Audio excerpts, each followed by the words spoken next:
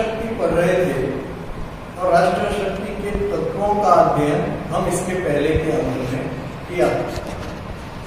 हमने पढ़ा था कि राष्ट्र शक्ति के बहुत से तत्व होते हैं। आज हमारे पढ़ने का विषय है शक्ति के लिए संघर्ष।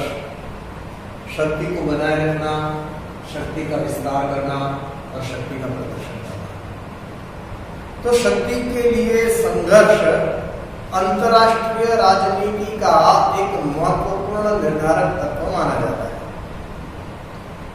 मॉर्गेनथॉम ये मानते हैं कि अंतरराष्ट्रीय राजनीति का तात्कालिक लक्ष्य कुछ भी हो, दीर्घकालीन लक्ष्य कुछ भी हो, उसका तात्कालिक लक्ष्य, अंतिम लक्ष्य कुछ भी हो, उसका तात्कालिक लक्ष्य शक्ति को अर्जित करना और शक्ति के लिए संघर्ष है।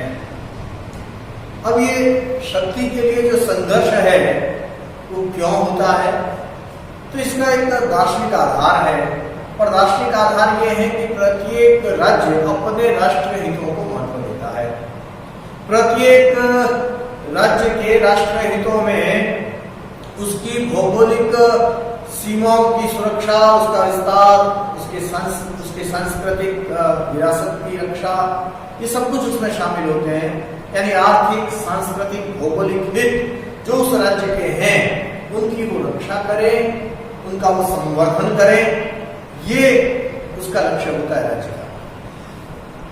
और इसके लिए वह निहित स्वार्थों पर आधारित, अपने राष्ट्रीय हितों के स्वार्थों पर आधारित नीतियों का संचालन करता है जो कि संघर्ष को जन्म देता है। यहां से शक्ति का संघर्ष शुरू होता है विभिन्न राज्यों के बीच में। शक्ति के संघर्ष के लिए राजनीतिक शक्ति ये भी महत्वपूर्ण है, ये भी बहुत कर रही है। और राजनीतिक शक्ति वह शक्ति होती है जिसमें एक नियंत्रक होता है, नियंत्रणकर्ता होता है और दूसरा नियंत्रित होने वाला होता है। और जो नियंत्रण करता है, जो नियंत्रित कर रहा है, वो इस तरह की नीति का उपयोग करता है, इस तरह के कार्यों का संचालन करता है कि जो नियंत्रित होने वाला है वह उससे प्रभावित होता है और उसे वो अनिवार्यतः करना पड़ता है। और यहीं से संघर्ष की शुरुआत राजनीतिक शक्ति की, जो मनोवैज्ञानिक शक्ति है, उस शक्ति से संघर्ष की शुरुआत होती है। भले ही किसी भी राज्य का उद्देश्य अपने भौतिक लक्ष्यों का संवर्धन करना हो, जैसे उन भूभागों को प्राप्त करना जहां से भी कोई संसाधन उपलब्ध हो रहे हैं, या उन सामुद्रिक मार्गों पर अपना आधिपत्य करना जो कि महत्वपूर्ण है, रणनीतिक दृष्टि से महत्वपूर्ण है, या उन भौगोलिक क्षेत्रों को अपने कब्जे में करना कि जिनके माध्यम से वो सामरिक रणनीति को अंजाम दे सकते हैं, ये सारे उनके लक्ष्य रहते हैं। पर इन लक्ष्यों की पूर्ति के लिए वे राजनीतिक शक्ति का उपयोग करते हैं और राजनीतिक शक्ति से वो अन्य राज्यों को नियंत्रित करते हैं। और यहाँ पर भी शक्ति का संघर्ष हमें दिखाई देता है। तो राजनीतिक शक्ति भी शक्ति के संघर्ष का एक माध्यम बनता है।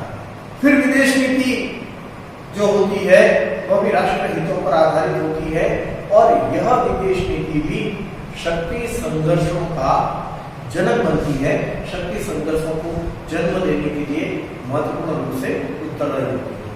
अब ये विदेश नीति क्यों उत्तरदायी होती है? क्योंकि विदेश नीति 3 प्रकार की होती है। एक वह होती है जो शक्ति को बनाए रखने वाली होती है, ये यथास्थिति वाली विदेश नीति। दूसरी वह होती है जो शक्ति का विस्तार करना चाहती है, यह साम्राज्यवादी विदेश नीति होती है। और तीसरी विदेश नीति वह होती है जो शक्ति का प्रदर्शन करना चाहती है, चाहे अपनी शक्ति में वृद्धि के लिए और चाहे अपनी शक्ति को बनाए रखने के लिए, ये प्रतिष्ठा वाली विदेश नीति होती है। तो ये तीनों ही प्रकार की विदेश नीतियां भी शक्ति संघर्ष के कारकों में मानी जाती है। तो ये शक्ति का संघर्ष है जो विभिन्न राज्यों के बीच में चलता रहता है। आधुनिक समय में हम अभी दूसरे विश्व युद्ध के बाद देखें तो शक्ति का संघर्ष शीत युद्ध के रूप में हमारे सामने आया, साम्राज्यवादी और पूंजीवादी राज्यों के बीच में। वैचारिक युद्ध, न केवल वैचारिक युद्ध बल्कि तो राज्यों का युद्ध। इसलिए राज्यों का युद्ध कि दोनों ही अपने आप को महाशक्ति के रूप में स्थापित करना चाहते हैं, चाहे वो अमेरिका था या चाहे वो सोवियत संघ था, और उनके बीच का संघर्ष ये भी शक्ति के संघर्ष का एक रूप है।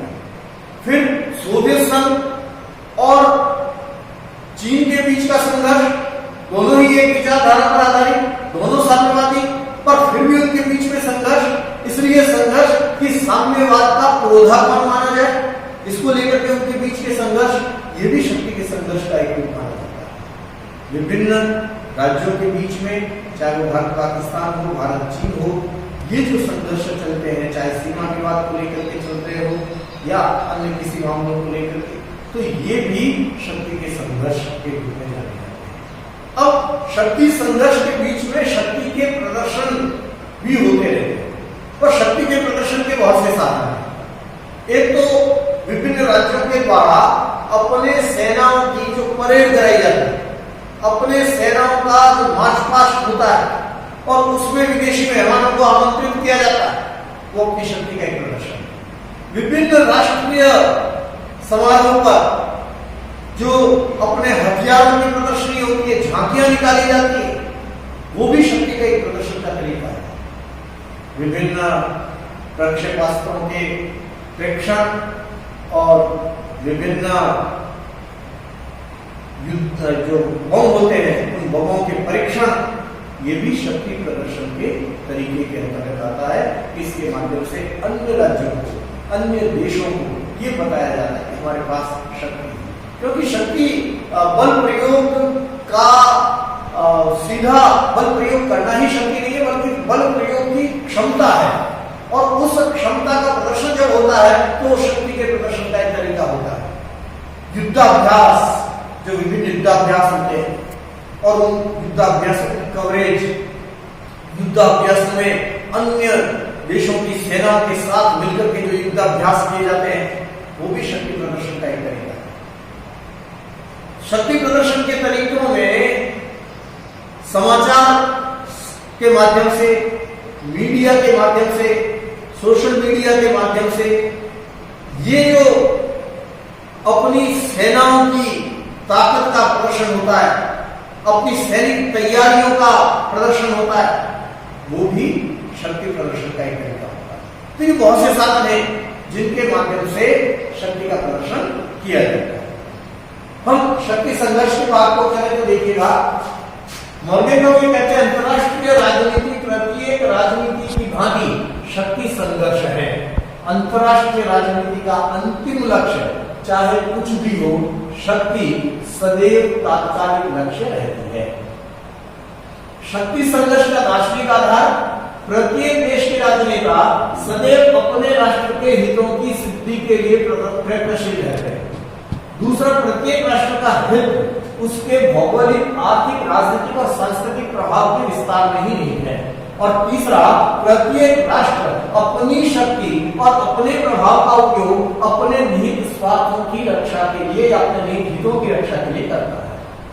राजनीतिक शक्ति और शक्ति संघर्ष में देखिएगा, अंतरराष्ट्रीय राजनीति में किसी भी राज्य की विदेश नीति का भौतिक लक्ष्य चाहे जो भी हो, जैसे कच्चे पदार्थों के स्रोतों या सामुद्रिक रास्तों पर नियंत्रण अथवा भूमि संबंधी परिवर्तन, इन सभी में दूसरे के मस्तिष्क पर प्रभाव डालकर उसके कार्यों पर नियंत्रण लागू करने का तत्व व्याप्त होता है। जैसे अभी भारत और चीन के बीच में जो सीमा का विवाद है, उसे हम इसी के अंतर्गत ले सकते हैं।